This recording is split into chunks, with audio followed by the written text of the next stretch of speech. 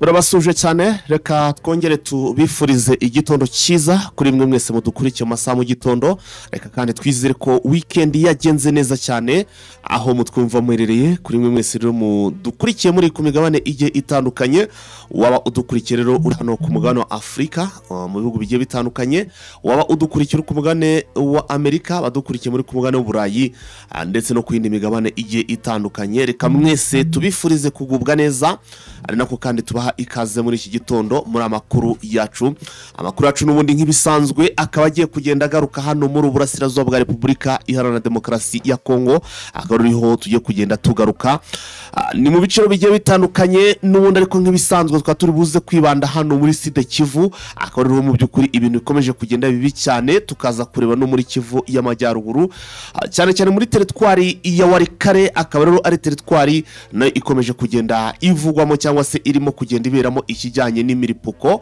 harundi avuga imirwano ikomeye cyane hanyuma rero namakuru nifuza ko mu byukuri ntangira ndi njyenyine bitewe nuko namakuru menshi cyane hanyuma nkaba nifuza ko mu byukuri iki kiganiro nshinjiranamo na mugenzi wanjye Vincent hanyuma ariko ku rundi ruhande Macacari nawe akaba ari hafi cyane nawe tukaza kuba turi buze kugenda tumwakira ku murongo wa telefone gusa munyemere dutangirana na Vincent ubwo nizere ko mwese mwamaze gukanda kuri subscribe cyangwa se kuri sabone kugira ngo inkuru zacu rwose zicyagera muzajye muzibona mu imbere kuri mwe mwese mwabikoze murabizi ko icyo musabwa nta kindi n'ugukanda kuri like ndetse mukanasharinga inkuru kugira ngo ibintu bizajye bigenda neza cyane gatanu kuri kagenzi kako buri ko inkuru ihageze mu yibonere kujye waramutse neza bwana Vincent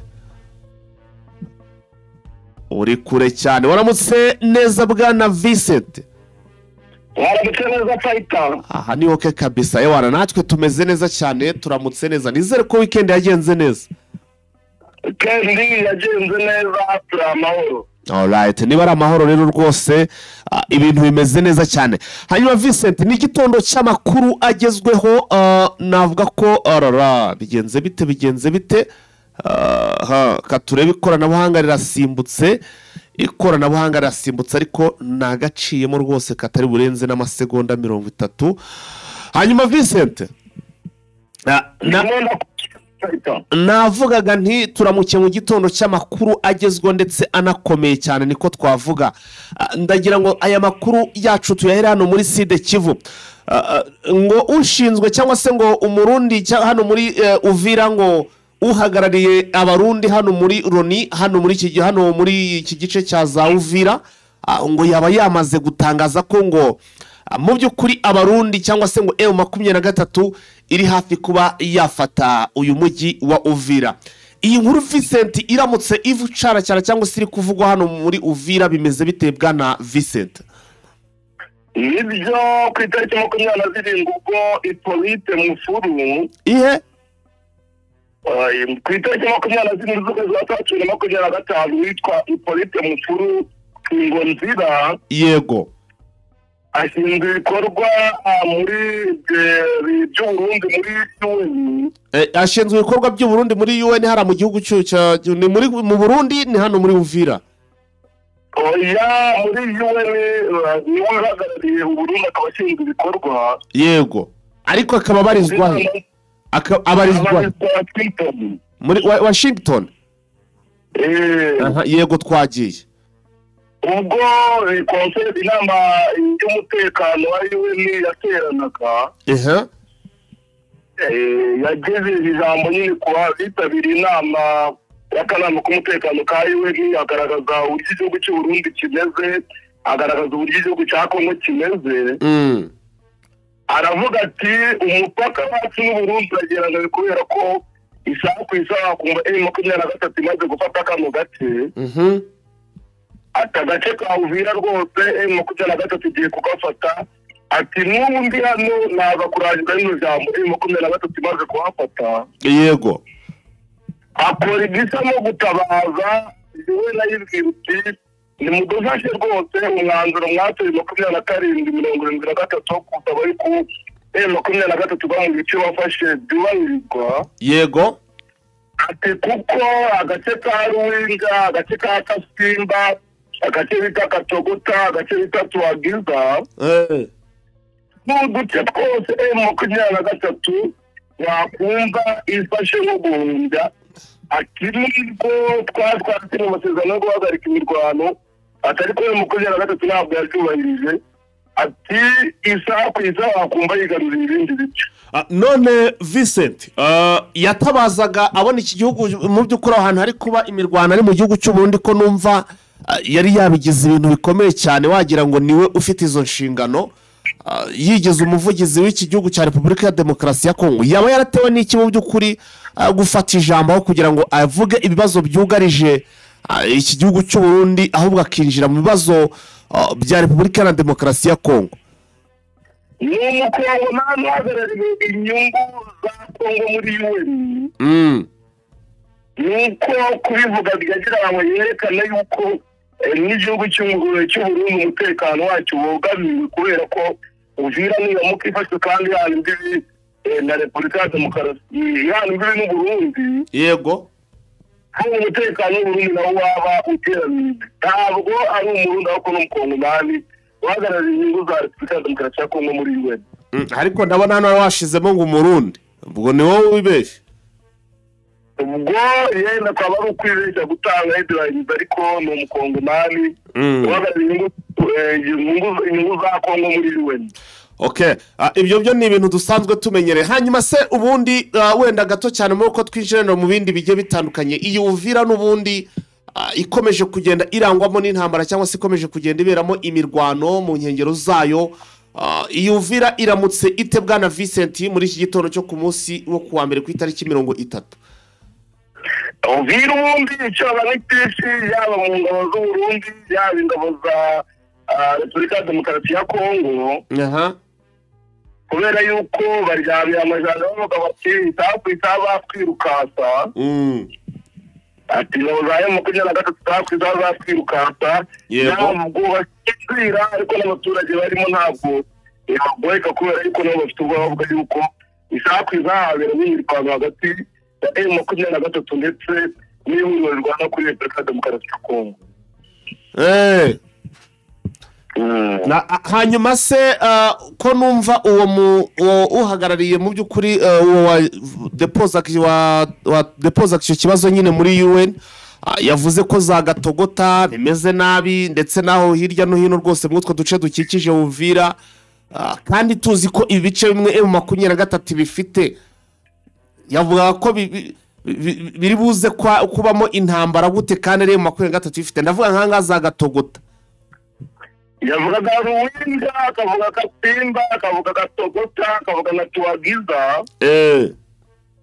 Urabizi yuko iyo basemo wazarendo ebyiri cyangwa eshatu bavuga yuko ko gace ariho bagafite. Iyo wazarendo zazashyira mwako gace bavuga ati turacyagafite ibi bari kuvuga bimeze bavuga muri Ruwinda muri Katimba muri Gatogota na Tuagiza. Na bimwe minisitiri w'intebe wa Kongo yavuze ngo bamaranye umujyi wa Goma amezi. Kubera yuko babonaga bashyizemo ingabo zicumbikiwe na MONUSCO bakaba bavuga yuko bakimufite. Ibi nabyo rero uyu uhagarariye inyungu za Repubulika ya Demokarasi ya Kongo muri UN yavuze bisa n'ibyo. Reka rero iyi nkuru ubwo tuyivemo mu kanya gato turaza kuba turi na Macece n'ubundi ari kutubwira uko hari ahantu haramutse. Reka ubwo twerekeze kuri Pacifique Masunzu nawe avuka hano muri Sud Kivu twumve cyangwa se atubwire uko ibi nawe avuga ko ibyo leta ya Kongo ivuga atari byo kuko ariho ikomeje kugira n'abasivile. Bona Pacifique Masunzu rero icaganije nuko amarisha bene wabo gusa no kubashingira bitari cyano n'ubugizi bwa nabi nta mutima mwiza abafite. Bwana Vincent uvuze kuri bijyanye rwose na Pacifique Masunzu n'iki byose n'ibyo arimo kugenda avuga kuri M23 unyibutsa ko ingabo z'abarundi ngo zikomeje kugenda zideployinga cyangwa se zisuka ibikoresho ndetse nabo bakaza hano muri Uvira ndetse no mu nkengero za Uvira ubwo ndavuga hari muri za Imurenge muri bira bice bya hafi n'iza Murenge. Gusa ariko ku rundi ruhande bikanavugwa ko ngo n'ingabo za FARDC ziri kwisuka ku bwinshi. Vincent, ntabwo ari ibintu bigaragaza ko iki gice kigiye kuberamo intambara ikomeye cyane. ni igice ubona yuko M23 yashyize kuri mapu yuko aricyo gikurikiraho kugira ngo ikigarurire.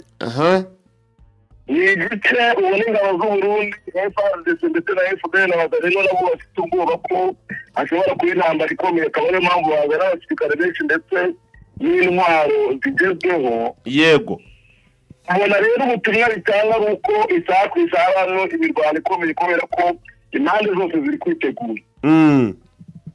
yaba ari uruhande rwa M23 rushaka kwigarurira ngo ruwake Abarundi ndetse na FARDC na FPR bafite bariteguye ku buryo bukomeye. yaba ari uruhande rwa leta nabo bariteguye ku buryo bukomeye, isaha ku isaha habamo akantu. yego. Arala, bene rwose ntago byoroshye. Reka twikomeze. Witwa Corneille Nangaa rero mu by'ukuri yongeye gushinja Tshisekedi ubugambanyi n'ibikubiye mu jambo yavuze mbere yo kwizihiza isabukuru y'imyaka 65 RDC ibonye ubwigenge. Uyu mugabo ko numva yongeye kuvuga kwibasira Tshisekedi, nyamara nje buri gihe mbavuga nti Corneille Nangaa nta nubwo yakavuze ne Tshisekedi kuko ari mu bantu bamwibiye amajwi. Ubundi iki gihugu cyakabe cyari cyarigeze kuyoborwa n'uwitwa uyu mugabo ninde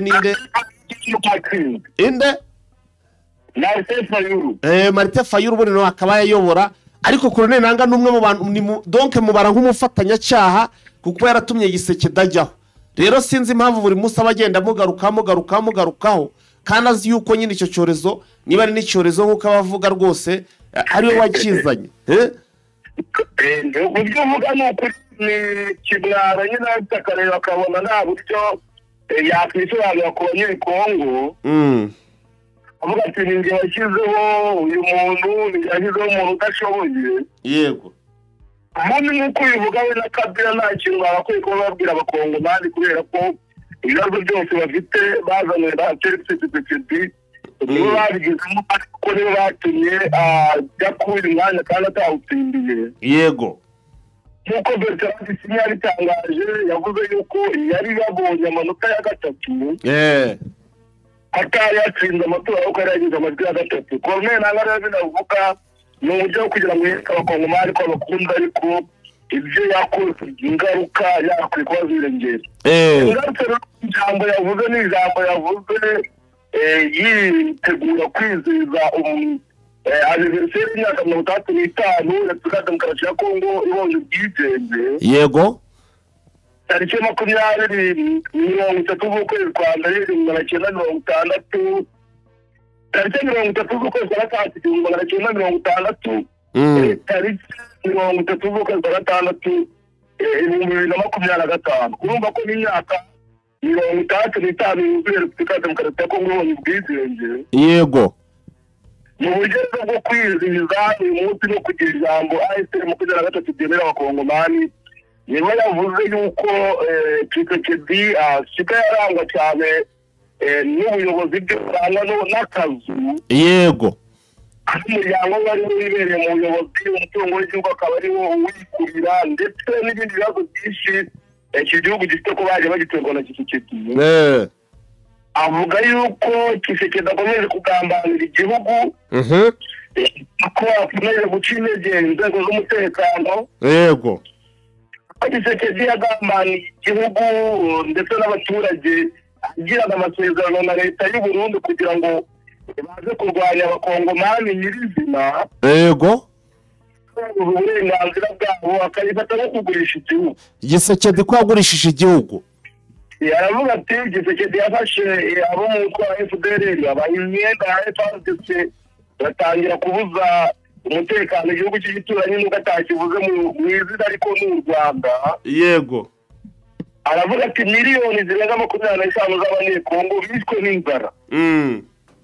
atubwicanyi bukorwa hirya no hino na Wazalendo, ati nta wundi muntu wikiriye n'Tshisekedi.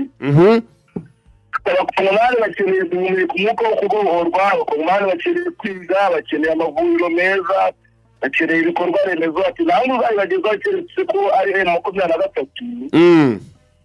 cyangwa se makumyabiri na gatatu nizo ntego ifite, ahamagarira ingabo zo muri FARDC ndetse n'abayobozi n'abaturage kuyoboka makumyabiri na gatatu kugira ngo bakomeze bafatikanye impinduka batangiye. Yego.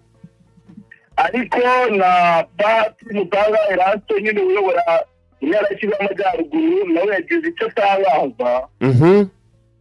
Yifurije abakongomani isabukuru nziza y'imyaka 35, bavuga ati iyi ni imyaka twahuye n'uburibwe, ni imyaka twabonye n'ibibazo byinshi kandi n'ubu bikirimo biterwa na Tshisekedi. Asaba yuko rero abakongomani twunga ubumwe mu kantu twiza tukajya muri AFC 23 maze tukagera ku ntego twihaye zo kugira ngo tubohore igihugu cyacu. Alala rwose urumva ko ntago ibintu byoroshye. Hanyuma vise tugaruke reka twongere tugaruke ku masezerano yose yasinywe agamije kurandura umutwe wa FDLR no gucura impunzi ndetse no guhagarika amakimbirane muri RDC. Vise na nungu abantu barimo kugenda babyitiranya, ugasanga abantu benshi hari abantu bari kugenda bampamagara komeje guca mu gikari bampamagara bati nyamara murimo murabivuga nabi, nyabuneka murimo muragenda hari ingingo zimwe na zimwe mwirengagiza. Ati makuru ya gatatu ibintu bigiye kurangira, ati igiye kuva hariya birakomeye nyamara na kuri kote y'umuveterano bakaba bati twewe nta ngingo nimwe ibyo nibitureba nta nibyo tuzi. Nabonye Joseph Kabila wanavuga ati amasezerano rwose n'ay'ubucuruzi nta bintu birenze aya masezerano agize. Reka tubanze twigarukire kwa amasezerano u Rwanda rwagiye rusinyana na Repubulika ya Demokarasi ya Kongo mu kurandura FDLR uko byagiye bigenda bwana Vincent. Nibyo ni amasezerano menshi atandukanye yagiye asigwa abategetsi ba Demokarasi ya Kongo ndetse n'u Rwanda agamije gukemura amakimbirane ndetse no kurandura umutwe wa FDLR burundu. Yego. Aya amasezerano yo mu kwezi kwa kane mu 1999 ni amasezerano yakorewe i Lusaka muri Zambia. Yego. Kiri hagati ya Demokarasi ya Kongo ndetse n'ibihugu bitanu kandi bigamije guhagarika intambara yiswe ya kabiri ya Kongo. Yego. Igihugu cyari Angola, yari Namibia, yari u Rwanda, yari Uganda ndetse na Zimbabwe. Mu byo basinye rero harimo guhagarika intambara yiswe ya kabiri, harimo nyine no kurandura nanone umutwe wa FDLR abarwanyi babo bagacurwa. Yego. None hakaba harimo nanone kongera gucyura impunzi z'abanyekongo zahunze mu burasirazuba bwa Kongo zigasubira iwabo. Ariko nk'uko byasiwe cyakoze intambara yarahagaze, ariko umutwe wa FDLR ntabwo waranduwe nk'uko byari byanzwe n'aya masezerano, cyangwa se ngo impunzi z'abanyekongo zahunze uburasirazuba kubera ibibazo baterwaga na FDLR ndetse n'imitwe yitwaje intwaro ntabwo zahungutse.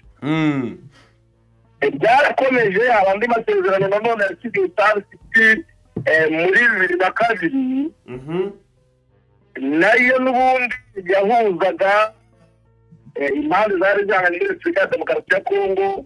Hari harimo umutwe wa CNDP ngira ngo urawibuka, ari nawo wavukiyemo nyine M23 tubona. Yego. Bigamije gushyira iherezo ku ntambara yari imaze imyaka ine yahereye muri 1998 kugera 2002 kugira ngo bikemuke neza RDC ije mu butegetsi, noneho ibibazo by'impunzi ibibazo bya FDLR byose bikemuke, ariko naho ntabwo byakemuye. Kongera abandi masezerano n'ubundi muri 2002 yasigiwe Pretoria n'ubundi agamije guhagarika intambara yiswe ya Kongo ya kabiri, igamije n'ubundi kurandura umutwe wa FDLR, ariko harimo n'ingingo ivuga yuko yaragamije yuko aya masezerano ingabo z'u Rwanda zari ziri ku butaka bwa Repubulika ya Demokarasi ya Kongo icyo gihe. Yego. Kaha urabizi ko icyo gihe ingabo z'u Rwanda zari ziri muri Kongo. Aya masezerano rero yazubahirizwa icyo gihe zirataha, ariko byari bikuye mu masezerano yo kwambura umutwe wa FDLR intwaro ntibyagerwaho. Yego. Atari none nyinshi igihe cyumva mu masezerano igenda asima FDR bigaruko. yego Hakaba hari amasezerano yiswe ya Nairobi yasinywe muri 2007 ariko akaba yaraje kwitwa amasezerano ya Monique. Akaba ari amasezerano yasinywe hagati ya guverinoma ya demokarasi ya Kongo ndetse n'umutwe wa FNDC. Yari agamije gushyira abarwanyi ba FNDC mu ngabo za demokarasi ya Kongo no kwambura nanone intwaro umutwe wa FDR.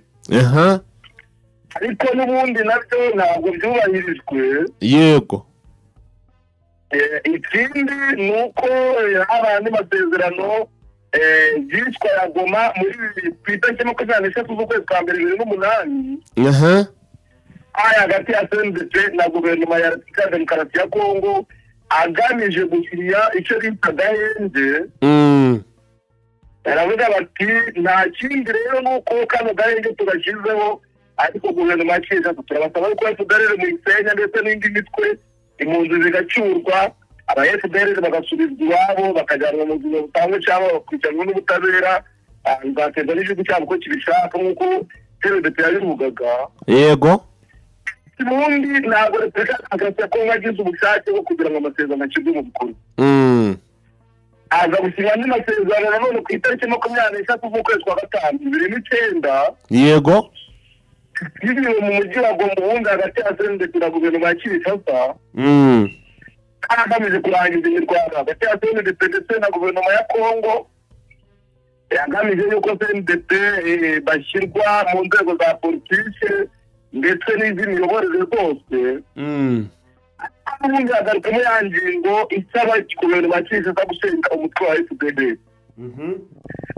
Ibi byagezweho urabona ko haje n'andi masezerano ya Washington ku itariki 21 z'ukwezi kwa gatatu 2025 hagati y'u Rwanda ndetse na demokarasi ya Kongo, ariko n'ubundi hagaruka kuri iki cy'ubusugire bw'ibihugu byombi no kurandura umutwe wa FDR. yego abasesenguzi rero barimo Evode Uwizeyimana ndetse n'abandi agaragaje ko amasezerano ari amasezerano yo gukemura ibibazo biri hagati y'ibihugu byombi, ariko Evode aravuga ati mu gihe uyu dukeka gafite ubushake bwa politike n'ubundi ntabwo bizashyirwa mu bikorwa. yego ibi n'ubundi bikaba byajyagarukwa na urugendo w'ingira hataye amasezerano ntazaba amasigara cyicaro kuko hari amasezerano menshi yagiye asinywa ariko ntiyubahirizwe. urumva amasezerano w'ingira yavugaga nayo yose tumaze kuvuga ko aya ngaya siyo utayavuzeho yo ku itariki 27 nayavuze niyo nabigeze ndi kuvuga yuko yasinywe kugira ngo habeho ubusugire bw'ibihugu byombi no kwambura intwaro umutwe wa FDR. yego niyo navugaga yuko Evode yagaragaje yuko hatabaho ubushake bwa politike tuzashyirwa mu bikorwa ku ruhande rwa Tshisekedi. Rero bikaba bigaragara yuko abantu bagenda bayafata nabi, ariko nawe nta kindi agamije ni ukugira ngo umutekano w'ibihugu by'ibiyaga bigari ugasigwe kandi FDR yamburwa intwaro n'izo bizinesi zikorwa, ariko umutwe wa FDR ugakomeza kubuza abantu umutekano. hanyuma bwana Vincent tuvuye kuri ayo masezerano ndetse n'ibyagiye biyaranga, reka twongere twigarukire n'ubundi muri bice biri kuberamo imirwano cyangwa se hano n'ubundi muri izi nkengero muri uburasirazuba bwa Repubulika ya Demokarasi ya Kongo. Vincent, ubu ngubu tuvugana muri Rubero biramutse bite? icyari kizwe nuko ari operation yatangijwe idasanzwe ya UPDF ndetse na FARDC yo guhiga Wazalendo, aho Wazalendo bari banamaze gukanira rwose baravuga bati twe tugomba kugira gutya rwose tukajoininga M23 ishyamba turabona ritari ryeru cyangwa se ishyamba si ryeru kuko Gisekedi yakomeze bije kutugambanira. Bimeze bite kuri iyo nkuru bwana Vincent? Ubu biramutse bite kuri iyo operation yatangijwe n'umuhungu wa Yoweri Kaguta Museveni? Operasiyo y'ishyirya irakomeje yabaye gutendi digime ibikorwa bya biriyongera byo kurwanya ADF Kodeko ndetse na Mayimayi muri Wazalendo. Yego n'iki gitondo amakuru nyesha imboni yanjye iri mu gace bita Muhora. Yego ndavuga yuko UPDF na FARDC bafatanyije ubu bagiye kugera ku gikorwa birayi cyo gutenya ibirindiro bya Mayimayi biri n'akana gace ka Muhoza. Yego bagiye gusenya ibirindiro bya Mayimayi. Bya Mayimayi biri ku musozi wa Muhoza. Ubu nicyo bazindikiyemo niyo operasiyo barimo bakora. Isasu rimeze nabi. Isasu birimo biravugurura ku birindiro bya Mayimayi aho bita Muhora. Bakamejeje na agasozi kari hejuru kitegeye santere ya Rubero. Bivuze iki ko tuzi neza ko ubwo bivuze ngo rero Mayimayi yasaga n'iyamaze gusatira Rubero kuko aha Rubero santere twe tumaze kumenya ko n'ubundi hari igisirikare cya Uganda UPDF aricyo kirimo mu nkengero zacu hari M23 yitwa za Kipese. Ubwo bivuze ngo mu by'ukuri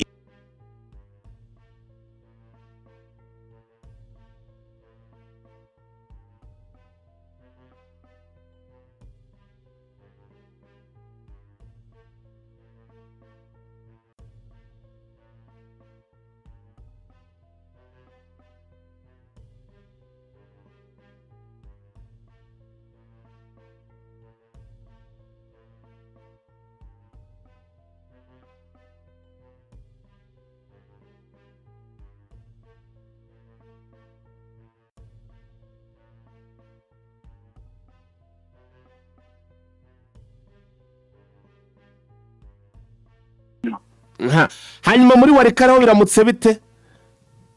Warikare ubundi M23 turacyakora deployment ya mu bikoresho ndetse n'abasirikare nuko amakuru dukesha imboni zacu ziri nayo bice bivuga. Yego imyakora deployment mu gace ka Gasoko mu duce twose twegereye Warikare isaku isanaho ishobora kubatombeyo.